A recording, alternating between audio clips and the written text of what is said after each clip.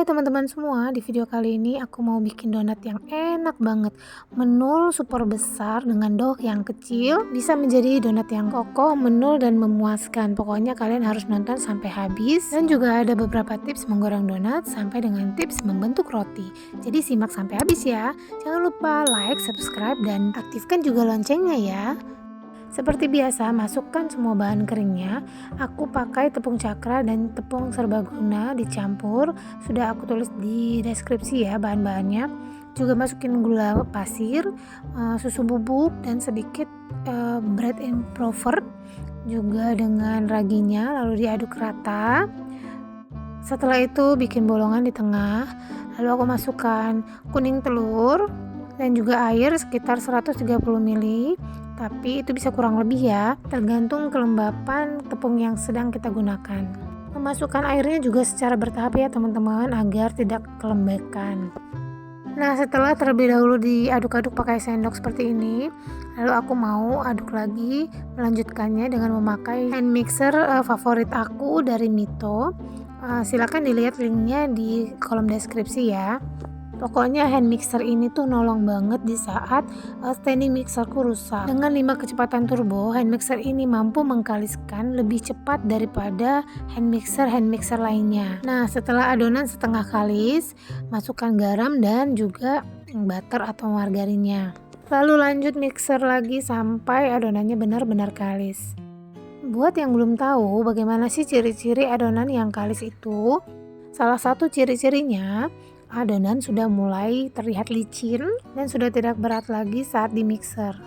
Nah, seperti ini sudah mulai kalis elastis ya teman-teman. Lanjut di mixer terus sampai permukaan adonan terlihat licin seperti ini dan tidak ada lagi yang menempel di bowl. Mari kita cek apakah adonan ini sudah benar-benar kalis elastis atau belum. Ketika ditarik dan direntangkan, adonan ini tidak sobek dan juga ada window pane-nya. Oke, kemudian olesin sedikit margarin agar tidak lengket dan kita bentuk adonan ini di resting selama 5-10 menit.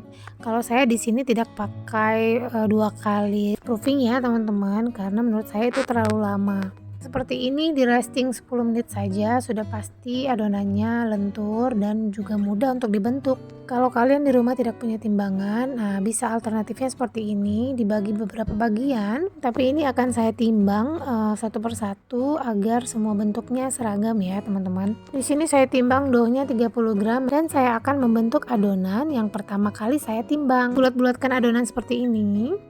Dan cara untuk ngerounding juga berbeda-beda ya teman-teman, senyamannya kalian aja, dan juga bisa seperti yang saya lakukan ataupun dengan merounding di atas alas kerjanya. Lakukan semua sampai adonan habis, dan juga caranya kalian bisa lihat di video langsung ya. Oh ya teman-teman, aku akan sisihkan beberapa adonan ini untuk membuat roti. Jadi satu resep ini kita bisa membuat 1 lusin donat dan 5 buah roti. Hemat banget, dan saya sudah jarang membeli roti atau donat semenjak saya bisa membuat keduanya sekaligus dalam satu resep. Kalian juga harus coba ya buat keluarga di rumah, dan juga untuk jualan, resep ini oke banget dan anti gagal. Oke, setelah semuanya sudah kita rounding, tutup adonan agar tidak kering dan cukup di resting selama 5 menit saja. Karena dalam pembulatan atau rounding tadi kita sudah memakan waktu yang cukup banyak. Jadi tinggal kita bentuk sesuai dengan urutan adonan yang pertama kali kita rounding tadi ya. Ini saya taburin tepung dulu sebelum dipipihkan memakai scraper seperti ini agar tidak lengket dan nanti permukaannya bisa lebih mulus.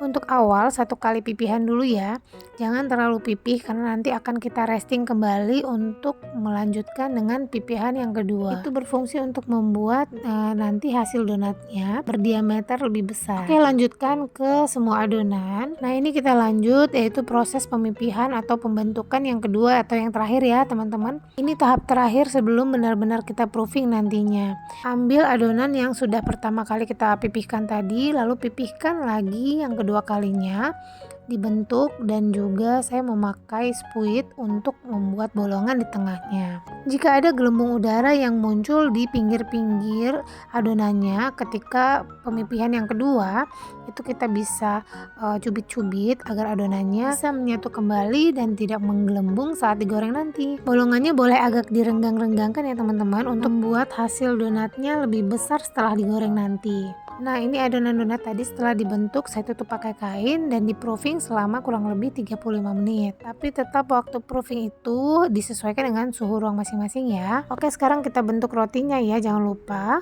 tangan diolesi dengan margarin atau mentega agar permukaan roti licin. Membentuk adonan roti menjadi bulat bisa menggunakan beberapa cara juga, dengan memakai rolling pin atau dengan menekan-nekan menggunakan jari. Untuk isiannya saya hanya memiliki meses saat ini di rumah dan kalian bisa mengisinya dengan isian apa saja yang kalian mau. Permukaan harus licin seperti ini dan bagian bawahnya kita cubit-cubit agar coklatnya tidak bocor. Dan juga kenapa untuk isian coklat aku lebih memilih mengisinya memakai meses seperti ini karena tidak mudah bocor dibanding dengan memakai coklat jam atau selai coklat karena lebih beresiko bocor di bagian bawahnya ya teman-teman. Dan untuk isian rotinya juga kalian harus sesuaikan dengan berat adonan atau besar kecilnya adonannya. Nah, bentuk yang terakhir ini karena tidak ada pasangannya, jadi saya mau membentuk ini memanjang dan seperti bentuk kue pisang coklat yang biasa saya buat. Setelah dipipihkan dengan rolling pin, kemudian adonannya disayat-sayat menggunakan scraper seperti ini, tapi jangan sampai putus ya teman-teman. Lalu beri isiannya sesuai selera. Nah, ini aku pakai meses lagi ya. Kemudian lipat bagian sampingnya terlebih dahulu, lalu dari atas ke bawah kita gulung. Nah, itu mencegah agar tidak terjadi kebocoran samping. Nah, gulung terus ya teman-teman. Lalu bagian akhirnya atau ujungnya itu kita cubit-cubit seperti ini agar tidak merekah juga nanti setelah dipanggang agar menyatu. Bagus ya teman-teman bentuknya.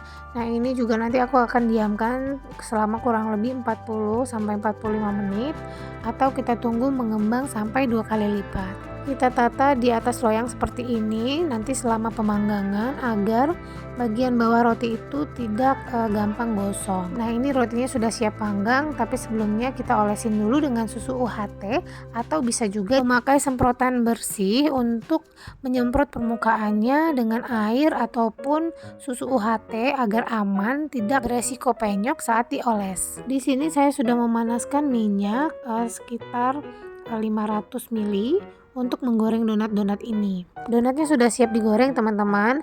Ini ada tips untuk mengetahui donat-donat ini sudah siap goreng atau belum. Ketika ditekan seperti ini, adonannya perlahan naik tetapi masih ada tertinggal bekas tusukan jari kita. Ciri yang kedua, adonan donatnya ketika diambil tidak penyok, kokoh, dan juga berasa ringan. Seperti ini ya teman-teman, permukaannya halus walaupun berdempetan. Ketika diambil salah satu seperti ini tidak saling menempel. Sekarang kita mau mencoba untuk menumpuk adonan yang siap goreng ini. Ini adalah salah satu ciri adonan siap goreng dan tidak overproofing ya teman-teman. Nah, ketika kita tumpukkan seperti ini, adonan yang berada di bawah tidak penyok. Pastikan minyak benar-benar panas dan gunakan api yang cenderung kecil karena untuk mencegah donat yang kita goreng ini cepat gosong. Saya biasa menggoreng donat dengan metode 2 kali balik. Jadi ketika kita sudah menyemplungkan ke minyak panas, tunggu beberapa detik lalu saya balikkan. Itu gunanya agar permukaan kulit yang di bagian bawah tadi minim resiko menggelembung selama proses penggorengan. Jangan lupa dicek-cek ya teman-teman. Nah, ini sudah coklat. Warna dan tingkat kecoklatan itu sesuai selera masing-masing ya. Kalau saya lebih suka seperti ini, lebih benar-benar matang dan menurut saya warnanya lebih menarik. Angkat dan tiriskan terlebih dahulu. Nah, seperti ini. Lalu kemudian kita menyusunnya di atas kertas tisu. Rotinya juga sudah saya keluarkan dari oven. Kita oles dengan mentega atau margarin selagi masih benar-benar panas.